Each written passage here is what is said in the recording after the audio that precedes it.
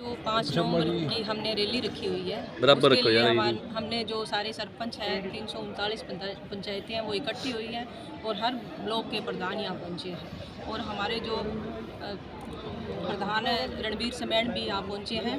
तो इन्होंने जो भी 5 तारीख की जो रणनीति है वो हमें समझाई है कि आगे हमें क्या करना है और किस हिसाब से और 5 तारीख की जो रैली है उसको हम सक्सेस करने का काम करेंगे। कितने सरपंच वो 5 तारीख को वहाँ इकट्ठा हो सकते हैं? देखिए 6228 की 28 पंचायतें वहाँ मौजूद होंगी और इसके साथ हमारे साथ ग्रामीण भी साथ में होंगे। हो सकता है आशा वर्कर भी हमारे साथ जुड़ने वाली है क्योंकि हम आम नागरिक को साथ लेके चलेंगे।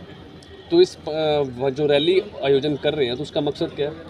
देखिए हमने जो सरकार के साथ लड़ाई लड़ी है, जो हमारे 29 अधिकारों की बात आती है तो सरकार ने हमारे अधिकार जो छीनने का काम किया है उसके खिलाफ हमने जो इनके पोल पोल अभियान भी चलाए और हमने लड़ाई लड़ने का भी काम किया। तो ये सरकार जो है ये झुकने वाली ना झुक रही। तो हमने यही फैसला लिया, विपक्ष है आज के दिन, उसने ये कहा है हमें कि जो आपकी मांगे हैं वो हम पहली कलम से उसको करने का काम करेंगे। तो आज हमारे साथ विपक्ष खड़ा हो रहा है तो उसको साथ लेने का काम करेंगे। तो पंचायत मंत्री को उसके घर में घेरेंगे? देखिए पंचायत मंत्री को घेर लिया हमने, सीएम को घेर लिया, अब तो 2024 में घेरेंगे इनको कि किस हिसाब से इनको दूर चलाएंगे। तो वहीं आगे रणबीर भाई साहब आपको बताएंगे कि वो आगे की रणनीति क्या बनाएंगे।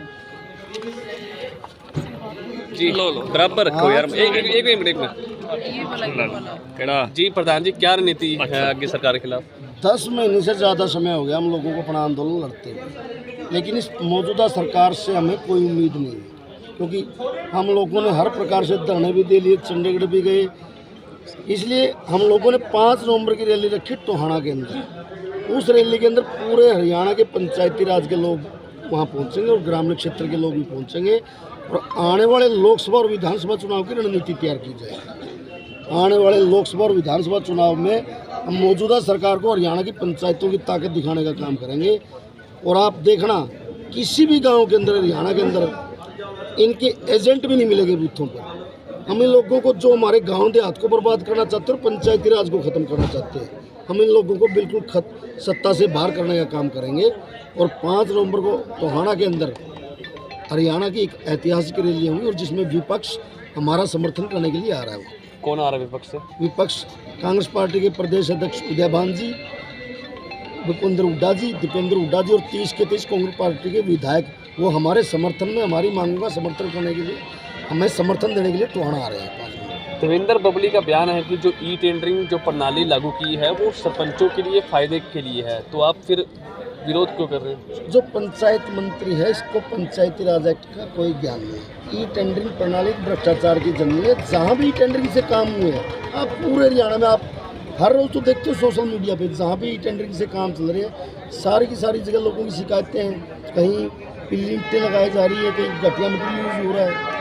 बिल्कुल पूरे हरियाणा प्रदेश का विकास रुका हुआ है और इन लोगों का टेंडरिंग, ई टेंडरिंग के माध्यम से ठेकेदारों के साथ और अधिकारियों के साथ मिलकर हरियाणा का जो पंचायती राज का बजट है उसको हड़पने की एक साजिश है। आज देखो तालाबों के नाम पर बहुत बड़ा गबन है। ये अधिकारियों को डराया धमकाया जा रहा है कि आपने ये टेंडर इस ठेकेदार को देना है और उससे पंचायत मंत्री और उसके भाई सीधा कमीशन लेते हैं। सीएम भी परसों दौरा कर रहे हैं सिरसा का, उसको लेके कोई है? कोई सीएम साहब जहाँ भी जाते हैं वही विवाद होता है। आपके सरसा में आए वहाँ भी ये जन संवाद नहीं, जन विवाद का कार्य करते हैं। ना इनको सामाजिक ज्ञान है। एक इशार के अंदर कोई मुलाकात की जाएगी सीएम साहब कल परसों यही होंगे? देखो हम लोगों ने मीटिंगें कर ली, लेकिन इन लोगों की मंशा साफ नहीं है। ये लोग पंचायती राज को ख़त्म करना चाहते हैं और जो पंचायती राज का बजट है उसके ऊपर इन लोगों की निगाहें हैं। ये हर प्रकार से प्रदेश को लूटने का काम कर रहे हैं। ये सरकार नहीं है, चोरों लुटेरों का एक गिरोह है हरियाणा के अंदर जो हर प्रकार से प्रदेश को लूटने में लगा हुआ है। अब बातचीत नहीं होगी? अगर बातचीत क्या करें, वो घोषणा करते हैं। हम तो कहते हैं अगर सरकार को इतनी चिंता है और हरियाणा प्रदेश का विकास चाहते हैं, वो घोषणा करें कि हम पूर्ण रूप से पंचायती राज लागू करते हैं, जो संविधान के अंदर है। जरूरत ही नहीं है बातचीत करने की, ना अपना टाइम वेस्ट करना ना हमारा टाइम वेस्ट करना। ठीक है सर। शपथ भी ली है सरपंचों ने, किस तरह की शपथ? बिल्कुल ये